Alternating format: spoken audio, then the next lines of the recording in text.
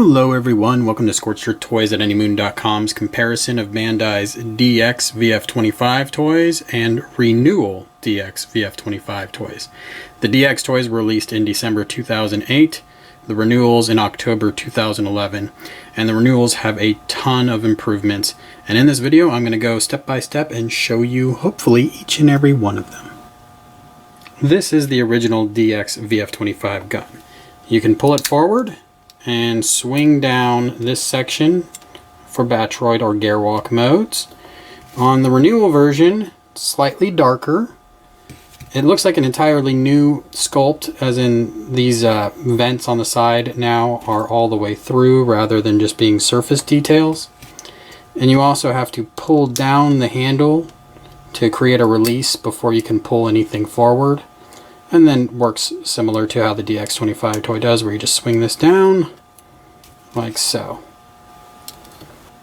One of the more unique aspects of the original DX toy is that in order to install the gun in fighter mode, you needed to use this included extra piece. You would attach it to the back of the gun like so, and then you would thread this between the arms in fighter mode,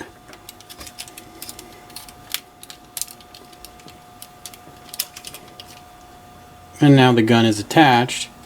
On the Renewal version of the toy, to install the gun you flip it over. You'll see there's now a slot between the arms where the gun's grip would fit. So to free that slot up, you're just going to bring one of your wings up, bring one of your legs forward, bring one of your arms out, attach the gun in its slot, bring everything back down and in. Now this is much easier to do without lights in your face. Bring your leg back, pinch it closed, and there you have your gun attached without any additional parts.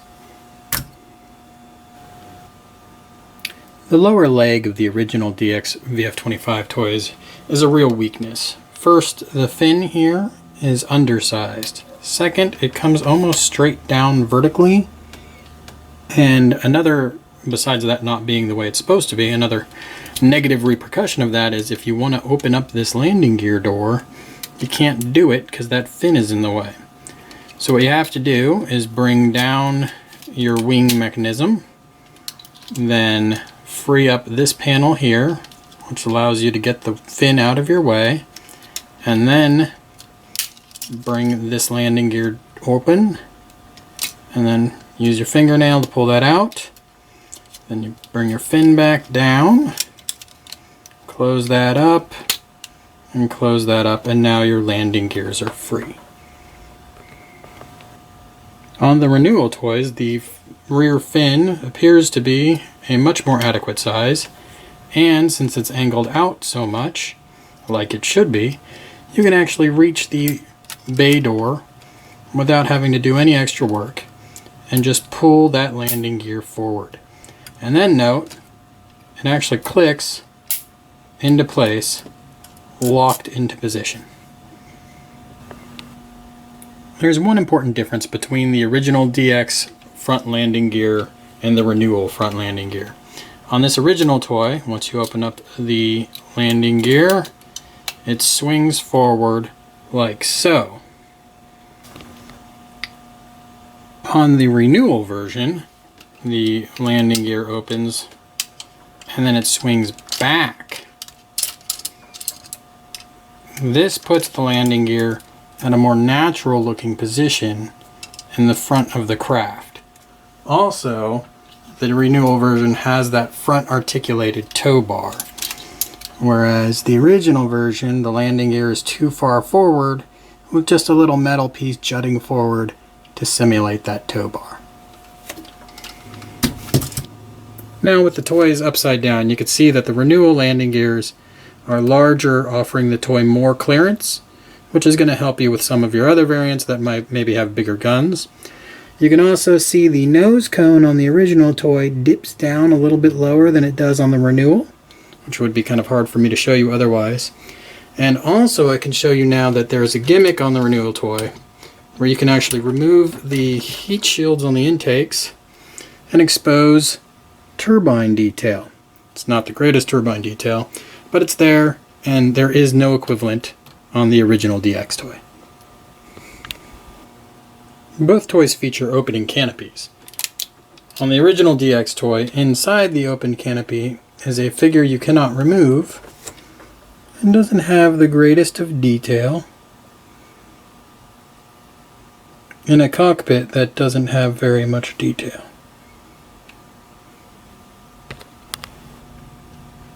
On the Renewal toy, when you open up the cockpit, there is a figure you can remove with just a tad bit more detail.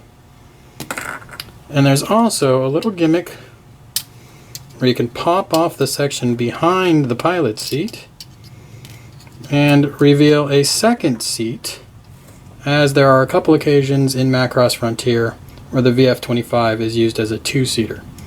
Beyond that, you won't really be blown away by the detail added to the cockpit for the Renewal version.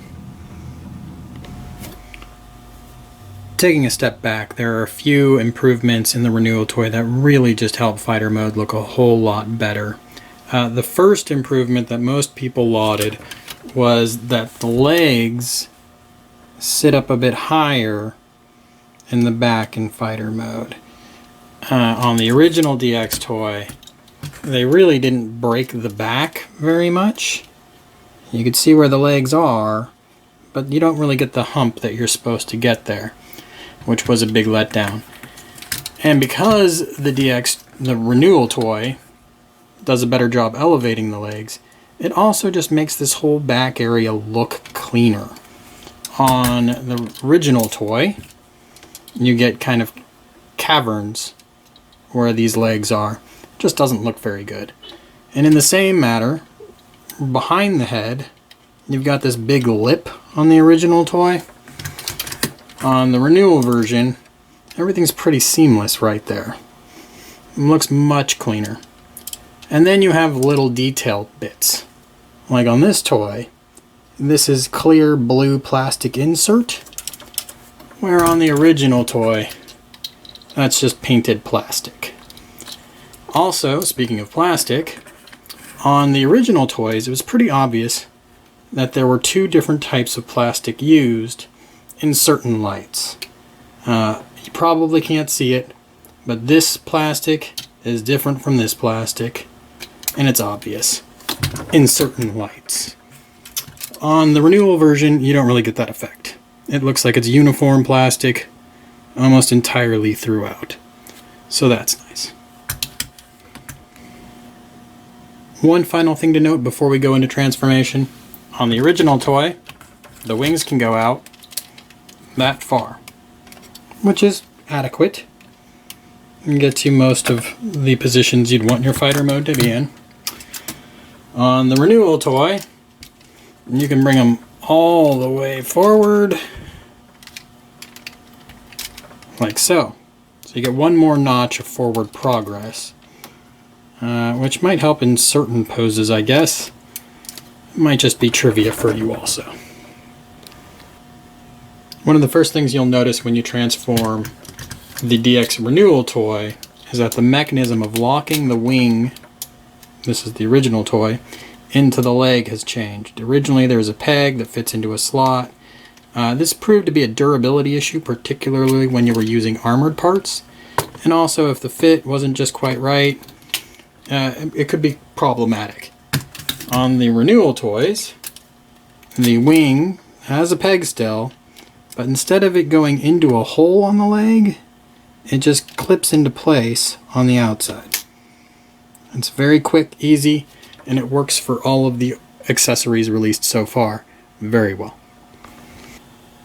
Both of these toys are in approximately the same step of transformation into Gwalk mode. I've pulled the knees as far forward as I can on the original DX toy, and as far forward as I can on the Renewal toy. As you can see on the Renewal toy, they come out much further. The Renewal toy also then lets you extend the legs, which frees up a swivel point that does not exist on the original toy. You can also then pivot the legs way forward because of those kneecaps that come forward, and actually obtain a natural looking Gwalk mode. You can't do that on the original DX toy. To simulate this, you would actually have to bring the hips off of their connection and spread the legs out. So you kind of fake a Gwalk mode on the original DX toy. Before I bring the arms around, I'd like to point out that on the original DX toy, you have the shield with no articulation whatsoever, and fixed pose kind of karate chop hands. Also, on the ankles, you have kind of high water, very far extended ankles that look like the Gwalk mode is wearing pants that are a little too short. On the Renewal version, everything looks natural at the ankle, and I can remove the shield. There's an articulated part that collapses. I'll show you that a little bit more later. And the articulated hands are already on the toy. Continuing with transformation to Gwalk, there's a new shoulder mechanism on the Renewal toys that really simplifies things. As you can see, there's a pivot point right here. You bring the arm out and around, it just pivots right on that point and gets to where it needs to be. On the original toy, you go to bring it around, things start moving on you, and you kind of have to figure out exactly where you want it to be. And as you can see, there's a whole lot of different action going on there for you to play around with and really futz with. Both the original DX toy and the Renewal VF25 come with daggers. The original toy, there's nothing you can do with the dagger as far as putting it into the shield. On the Renewal toy, there's actually a gimmick where you can open up the front of the shield and slide the dagger in, like so, and it even closes back up and can mount to the arm in Gwalk mode. Here is the original DX VF25 toy in Gwalk mode. The arms are pretty far away from the body. The shield is pretty far away from the arm. The hips aren't connected, so it's a bit of a sloppy mess. The legs can't come very far forward, so it wants to fall forward. And there's nothing really supporting the back half of the toy. So if you had heavy super or armored parts on the toy, it would all just kind of come apart on you. So really, this toy was just a filthy mess in Gwalk mode. Whereas the original DX VF25 toy is a sloppy nightmare mess in Gwalk mode, the Renewal version is pretty awesome. The shoulders are nice and tight. The shield, due to the new shield articulation, nice and tight on there. And there's even a new mechanism that swings down from the back of the craft and attaches to the pelvis that locks the back half of the craft up in place, so you could apply super parts and nothing is going anywhere. This toy has intakes that are still connected. It's very well articulated, and if it wasn't articulated well enough for you, you can bring the arm down a little bit, and now you could even attain a 90-degree elbow, which on the original toy, not even close. One of the more common complaints on the original DX toys is that the peg that attaches the back of the toy to the front waist section isn't strong enough. On this particular toy that I'm handling, it really isn't a problem, or hasn't been historically for me. But it seemed to be one of those things where it was kind of luck of the draw. Sometimes you would get one of these original toys, and that peg just, for whatever reason, would never really hold things tight enough. There we go. Alright, so there, things are pegged together, and we're getting close to Battroid mode there. On the Renewal toys, they went to 2 tabs of metal on either side, so you basically doubled your odds of getting things to hold together better. And for the most part, it does exactly what it's supposed to do. These things tab in, and that's rock solid now. It's not rock solid on everyone's Renewal VF25 toys, but it is on this one, and it's certainly an improvement overall over the original. Once you get to Battroid mode, the Renewal toy just looks a whole lot more natural because of how much better it comes together. This toy is stable enough, but the crotch can't come forward like the line art because the toy will just gravitate backwards again. The head isn't elevated quite high enough. The chest doesn't look quite right. It's not really giving you access to that neck area well enough. The pelvis is too large and again doesn't jut forward correctly, like all of those things we get on the Renewal toy. On the Renewal toy you also have this back shield that covers the canopy.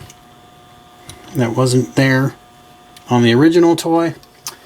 And also the Renewal gave us some articulation increases, like the ability just to bring the arm out like so. I can't really do that on the original toy. So it looks better and it's better articulated. Visit anymoon.com for my full review of the Renewal toys and the original DX toys for more insight. Thanks for viewing.